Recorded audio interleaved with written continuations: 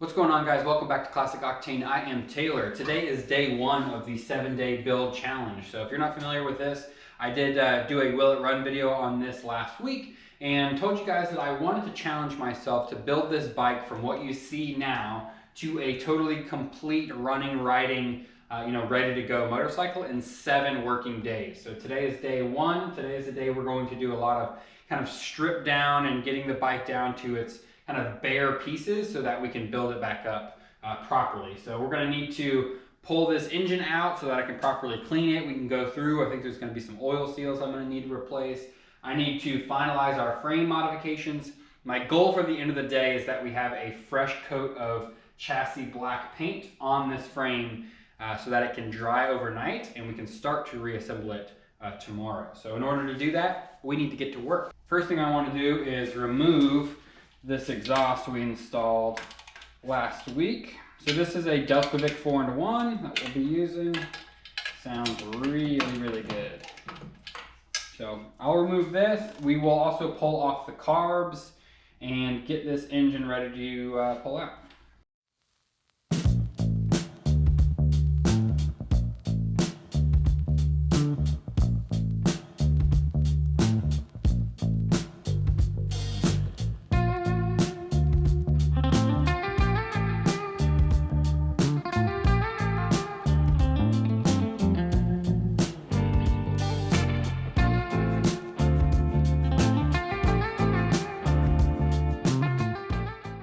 Now that we have the little bit of wiring that's on the bike out of the way, I do have a whole brand new wiring harness for this, including a brand new ignition switch. I mean, this bike didn't really come with a whole heck of a lot, so we're going to be starting basically from scratch. So that's good because the end product should be close to a brand new bike as far as the electronics and the switches and controls and speedo and all that kind of stuff. You guys will see the parts I'm using as we go, and what I'm going to do is put together a parts list that I will put in the description of the video.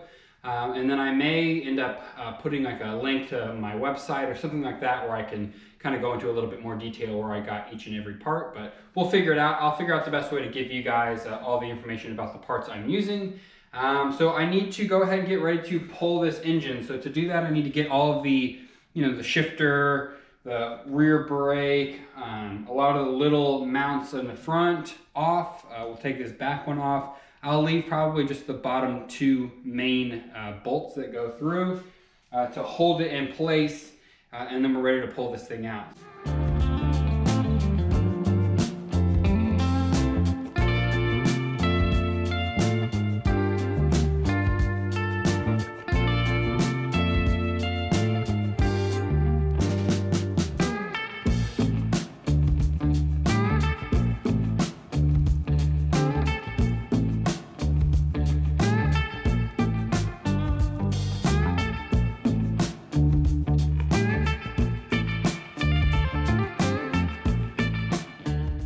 Got all the levers, clutch cable, all that kind of stuff off. So I am going to be pulling it this direction.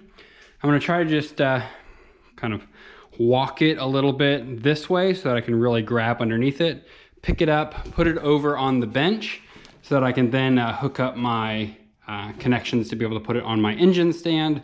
That way we can roll it around nicely, pressure wash kind of all around, and just kind of have better access to it. So throw you guys back on the tripod and we'll see if we can wrestle this thing out without hurting it or ourselves.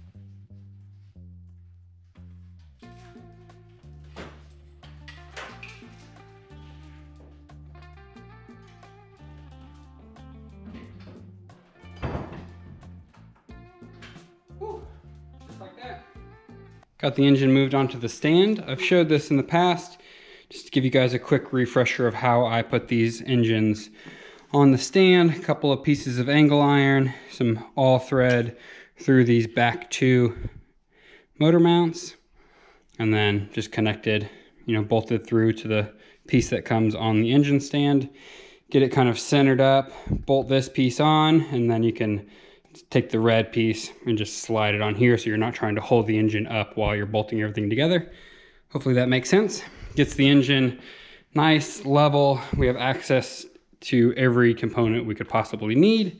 Now, this is gonna be perfect for us to wheel it out in the driveway, soak it down with degreaser, give it a good pressure wash, doing our best not to blow a bunch of water into the intake or into the breather or anywhere like that. We'll put that cap back on, maybe tape some stuff off. If you're smart about it, you can do it without getting a ton of water on the inside. So before I do that, I want to go ahead and start with this frame hoop. So I'm gonna grab the grinder, I'm gonna cut off these tack welds. It looks like our front tank mount where the little rubber goes is broken as well. So I'll probably throw a tank on here.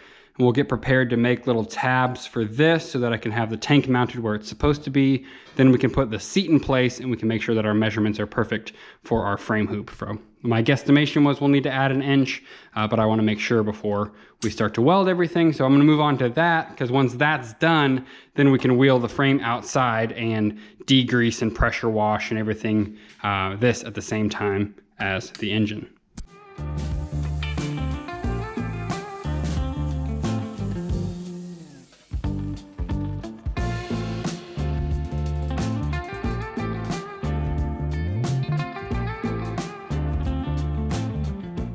Well, I've been working away, so I figured I'd give you guys an update. I do have a video on how I install frame hoops, so I'll throw a card up to that if you're interested. I basically just cut the tack welds off, got rid of this one. It's a little bit thinner wall than I like to use, so I decided to just scrap that and go with one of my own. And then I cut back a little bit further on this mount and then expose the kind of stock frame. That way we can get a good solid weld across here as well as down here and around, and we can just basically get a nice solid connection on both sides. I have it cut to length so that our tough side seat goes just over the outside edge and goes all the way around. So basically what I'm going to do now is just match up this kind of slight arch of the frame. Tack weld it in place, give us a good double check on the tough side seat, make sure everything fits nicely. I'll finish weld it, and then the next step after that is going to be cross brace somewhere around this area for the rear mounts for the seat, and then another cross brace probably around this general area for the next mount. We will be making a custom battery box here in the next couple of days. But for now, I want to get the hoop and then the seat mount done, and then we can just build the battery box to mount to those.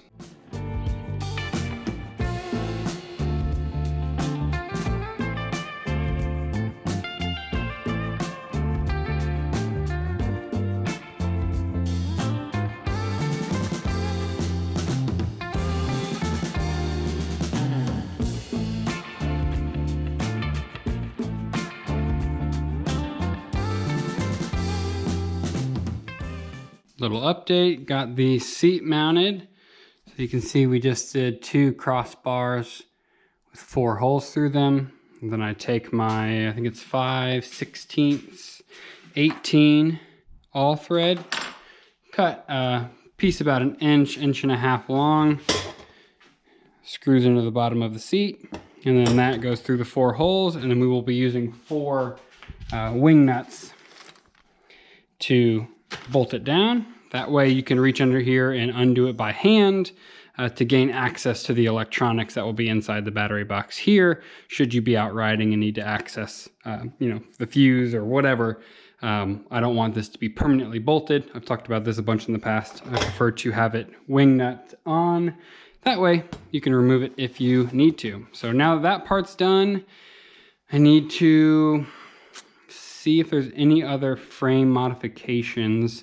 I'm actually thinking about building a little bracket off of the back of the hoop right here to run our tail light So I'll want to do that before I paint the frame as well. So let me grab the tail light out of the parts and we'll put it up here and see if we want to build a little something to hold it. Here's what I decided for the brake light. I basically just welded the bracket right to the end of the frame hoop, and then when this is tightened up, it'll be right there. The wire can kind of wrap underneath. It'll be nice and clean, but it'll still be a high kind of center mount brake light so that people will actually be able to see you, which is, you know, of course, the most important thing for a brake light to do. So I don't like to run them, you know, down low, kind of. I've seen people just run them off of like a license plate bracket down here, and you know, I just don't think somebody from over here is going to know you're braking, and I just prefer to have it as bright as possible with LEDs and as high and as center mounted as possible. So before, I've done like LED strips in here and kind of anywhere around this general area. Want to try something a little bit different with this build, so we're going to go with that LED light mounted just like that. I decided it makes more sense for me to go ahead and clean the rust off of the frame before I push it outside and pressure wash the whole you know, bike and the wheels and get all the grease and stuff off. Otherwise, I'm gonna have to clean it twice. So what I'm gonna do is just take my angle grinder, pneumatic with one of these little stripping discs. I have quite a few of them, whole pack in here, and just it's gonna take forever, but start to strip all this down. You can see it's a lot of it's just surface rust. So it's not like heavily pitted or really like dug into the metal or anything. It's just the paint was stripped off at some point and it's just got rust. So I just need to go through and hit every single frame rail as much as I can, get it down to clean metal. Then we'll go outside and clean the rest off.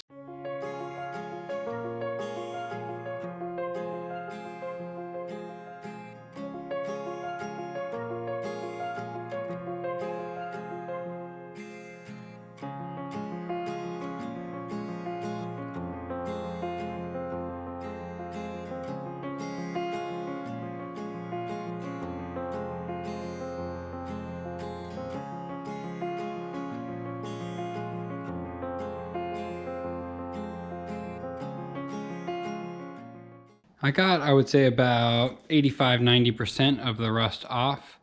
Came off nice and easy as I expected. It's just a lot of little nooks and crannies and stuff, but I need to get the kind of caked on grease and old dirt and stuff off first, so then I can really see what little pieces I have left before we get to the point of being able to paint it. So what I'm gonna do now is go ahead and pull this bike out and also take the engine out. I'm gonna try a new technique. We'll see how it works, where I use, this is heavy duty barbecue and grill cleaner, very similar to oven cleaner. Basically it's just designed to get a lot of like caked on grease and gunk and stuff off. This one says you only have to let it sit for 8 to 10 minutes for it to work. So I'm gonna give it a shot. We're gonna see if it works any better than my Zep degreaser I've used in the past. All cleaned off. Now that I have all the grease out of the way, I can see the final, you know, little rust spots and stuff that I want to go in and make sure I clean up before any of this is painted. I can also go ahead and continue to take it apart. So I'm going to go ahead and, you know, jack it up, pull off the rear wheel, probably pull off the rear shocks as well. So we can have really good access to the swing arm. We can start to check things like the wheel bearings and stuff just to make sure those are good and see if we have to replace those. Get ready to get the tires done, stuff like that in the next couple of days as well. So it is getting a little bit later in the day now, but I'm gonna keep doing as much as I can. So I'm going to go ahead and start to tear this back end apart, and my goal is to still get a coat of paint on the frame tonight. For the engine, it looks like at one point the center of this engine was black. Somebody had painted it, and overall, this thing doesn't look great. It's like cleaned now, but it's just really awful looking. So I'm gonna go ahead and give most of this engine a coat of paint. Why I say most is, you know, I won't paint the side cover. I'll probably like vapor blast the caps and just try and, you know, did basically what we did on the restoration over there and keep a pretty OE look. I don't want it to be just one solid color. I don't think I'm gonna go with black because I'm gonna end up painting these wheels black, and you know, obviously the frame is gonna be black, the seat is black, and I think if the engine was black too, it would just be a little bit too much.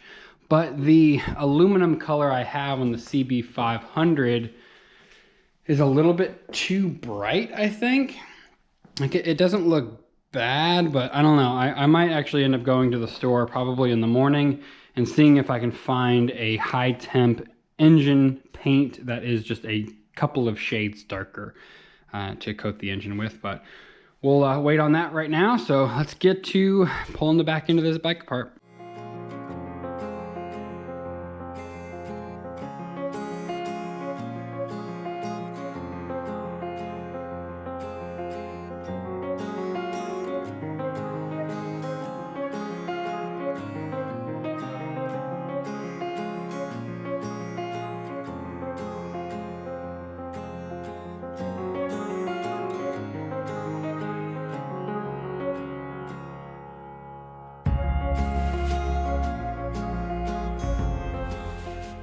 So the paint I use, I always mention this, but just in case I get any questions, is this VHT roll bar and chassis paint. It seems to work really, really well. So I want to make sure that all the rust is gone, then go through with wax and grease remover and make sure everything is perfectly clean.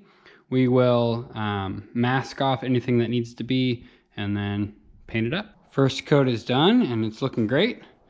Very happy with the finish so far. Everything seems to have cleaned up really well. I spent honestly probably another hour since the last clip cleaning up just every little rust spot I could find. So what I'm going to do now is go ahead and hit it with a heat gun. That just kind of helps cure the paint a little bit. This VHT paint likes that quite a bit. It's what I did on the Triumph frame. So I'm going to hit it with a heat gun around and then hit it with a second coat, and then we'll let that second coat cure overnight before we start to mess with it. So the second coat of paint is on. I did hit it with the heat gun to kind of get an initial cure, but I do, like I said, want to leave it overnight just to make sure we're not going to start scratching and chipping any of this off. So it is getting pretty late, but what I want to do is take a little bit of time to start to clean up some of these components we pulled off earlier. Things like the kickstand, the brake arm, you know, some of the shifter arm, that kind of stuff. A lot of it is either going to stay metal or it's going to get a coat of paint. Either way, I need to get a lot of this kind of grime and surface rust and stuff off of it. So what I'm going to do is just utilize my brass wheel on my buffer.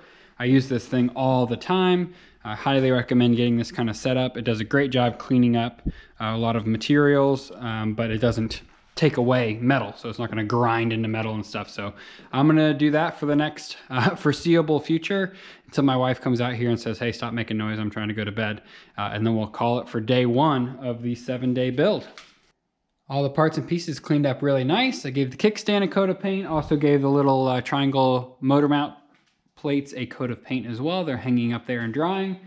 So it's late. That's where I'm going to call it on day one of the 7-day build, guys. I hope you are enjoying it so far. Let me know what you think of the progress. I think we did a whole heck of a lot for one day. I'm really excited about that. So tomorrow I need to probably figure out the paint on the engine and then figure out the front forks as well. So I need to go out to my storage and see if there's going to be a bike out there that hopefully will be able to donate its front forks for this build. I think there is, so we'll see tomorrow. So I'm going to edit this video first thing in the morning and upload it so you guys will see it tomorrow. And then I'm going to do that every single day for this build. I will basically film one day, edit, upload the next day. So you guys will see 5 videos in a row and then probably a 2-day break because I'll be gone this weekend.